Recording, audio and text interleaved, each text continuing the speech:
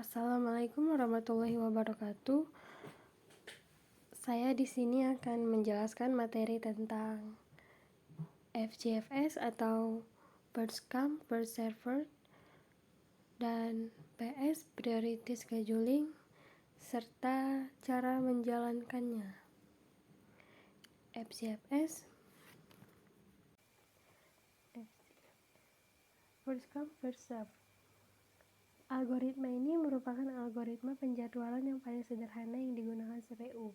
Dengan menggunakan algoritma ini, setiap proses yang berada pada status ready dimasukkan dalam pivot queue atau antrian dengan prinsip first in first out, sesuai dengan data kedatangannya. Proses yang tiba terlebih dahulu yang akan dieksekusi.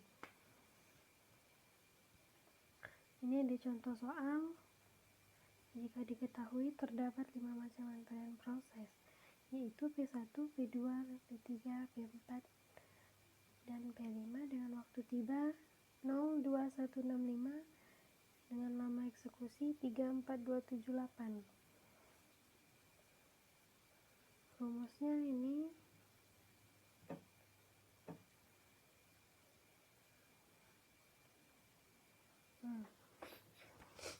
di sini untuk mencari mulai eksekusi mulai eksekusi kita bisa lihat dari waktu tiba. Karena waktu tibanya 0, maka mulai eksekusinya dimulai dari 0. Kemudian kita lihat dari lama eksekusi, setelah 0 dia mulai berjalan ke 3. Jadi proses 2 3. Kemudian proses ketiga ditambah proses 1 dengan proses 2. 4 tambah 3 sama dengan 7. Untuk selesai eksekusinya kita tinggal tambahkan mulai eksekusi ditambah lama eksekusi. Jadi 3 ditambah 0 sama dengan 3, 4 ditambah 3 sama dengan 7, 2 ditambah 7 9, 7 tambah 9 16, 8 tambah 16 24. Kemudian untuk waktu tunggu kita bisa menghitung mulai eksekusi dikurang waktu tiba. Mulai eksekusi dikurang waktu tiba, 0 dikurang 0 sama dengan 0, 3 dikurang 2, 0 dikurang 0 sama dengan 0, kemudian 3 dikurang 2 sama dengan 1, 7 dikurang 1 sama dengan 8, 9 dikurang 6 sama dengan 3, 16 dikurang 5 sama dengan 11. Untuk menghitung TAT-nya itu ditambahkan waktu tunggu dengan lama eksekusi. Waktu tunggu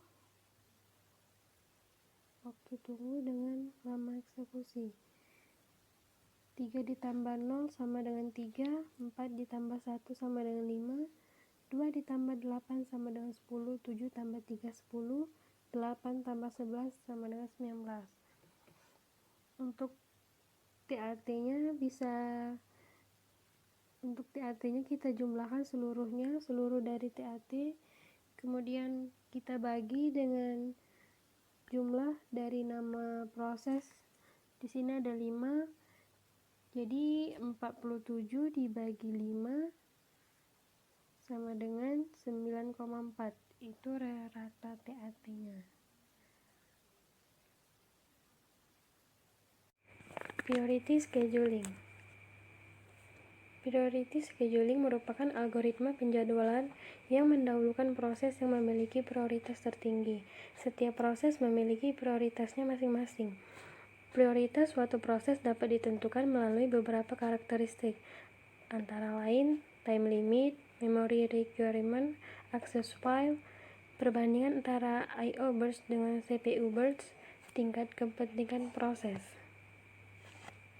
Pada algoritma ini terdapat 2 macam penjadwalan, yaitu preemptive.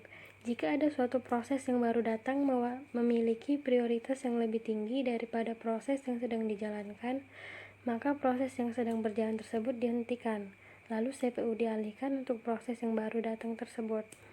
Non-preemptive, proses yang baru datang tidak dapat mengganggu proses yang sedang berjalan, tetapi hanya diletakkan di depan queue. Kelemahan pada priority scheduling adalah dapat terjadinya indefinite blocking atau starvation. Solusi dari permasalahan ini adalah egging, yaitu meningkatkan prioritas dari setiap proses yang menunggu dalam queue secara bertahap.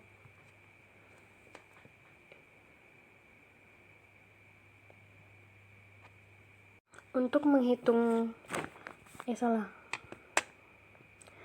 menjalankannya kita bisa lihat dari arrival time-nya. Di detik ke-0 P1 berjalan, kemudian di detik ketiga ada P2. Karena prioritas P2 lebih tinggi daripada P1, maka P2 berjalan terlebih dahulu, dan kemudian di detik ke-7 ada P3. Seperti tadi, karena prioritas P2 lebih tinggi dari P3, maka P2 berjalan sampai selesai. Setelah P2 selesai, baru P3 berjalan sampai selesai. P3 berjalan sampai selesai karena P3 lebih besar dari P1. P3 selesai, setelah itu dilanjutkan dengan P1 yang tertunda tadi. Untuk completion time-nya kita bisa lihat di P1 berhenti di detik ke-21, P2 berhenti di detik ke-10, P3 berhenti di detik 19. Untuk menghitung TAT-nya, completion time dikurang arrival time. 21 dikurang 21.